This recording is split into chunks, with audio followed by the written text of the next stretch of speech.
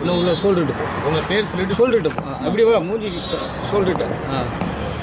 வணக்கம், என் பேர் வந்துட்டு எல்வீரா. நாங்கள் கள்ளக்குறிச்சி மாவட்டம் சுத்தமலை கிராமத்தில் வந்துட்டு எங்கள்கிட்ட ஒரு சொந்த நிலம் இருக்குங்க ஐயா. அங்கே வந்துட்டு நாங்கள் வந்துட்டு கரும்பு பயிர் வச்சுட்டு நாங்கள் விவசாயம் பண்ணிட்டு இருக்கிறோம். கொஞ்ச நாளைக்கு முன்னாடி திரு ஏசு ரட்சகர் ஈரண்டியா பட்டு டிஎம்கே ஒன்றிய கவுன்சிலர் என்ன பண்ணாங்கன்னா, அத்துமீறி எங்கள் நிலத்தில் வந்து அடியாட்களோடு 50 அடியாட்களோடு வந்து நாங்கள் வந்துட்டு மூங்கில் தெருப்பட்ட சக்கர ஆலயத்தில் வந்துட்டு நாங்கள் பதிவு பண்ணியிருந்த கரும்பு 5.5 ஏக்கரை வந்துட்டு அடியாட்களோடு வச்சு மிரட்டி வந்துட்டு கரும்பை வெட்டிட்டு கொண்டு போயிட்டாங்க.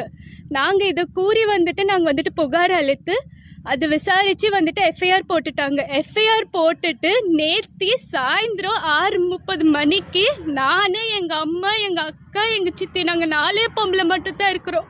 அது தெரிஞ்சுக்கிட்டு திரு ஏசு ரட்சகர் டிஎம்கே ஒன்றிய கவுன்சிலர் 45 அடியாட்களோடு வந்து நீங்கள் எப்படி எஃப்ஐஆர் போட்டுட்டு இந்த நிலத்தில் நீங்கள் உயிரோடு இருந்துடுறீங்கன்னு பார்த்துலாம் அப்படின்ட்டு இது இவர் மிரட்டுறத வந்துட்டு பதிவு பண்ணணும் அப்படின்றதுக்காக ஃபோனில் ரெக்கார்ட் பண்ணிட்டு இருந்த எங்கள் அக்காவை போய் ஃபோனை பிடுங்கி முடியை பிடிச்சி இழுத்து ட்ரெஸ் எல்லாம் கிழிச்சு மானபங்கப்படுத்திட்டாங்க. இதை தடுக்க போன எங்கள் சித்தியும் முடியை பிடிச்சி இழுத்து செவுத்துல முட்டி முட்டி முட்டி கீழே தள்ளிட்டு திரு ஏசு ரட்சகர் அந்த கவுன்சிலரோட அப்பா வந்துட்டு அங்கே 4 அடியாட்கள் இருந்தாங்க.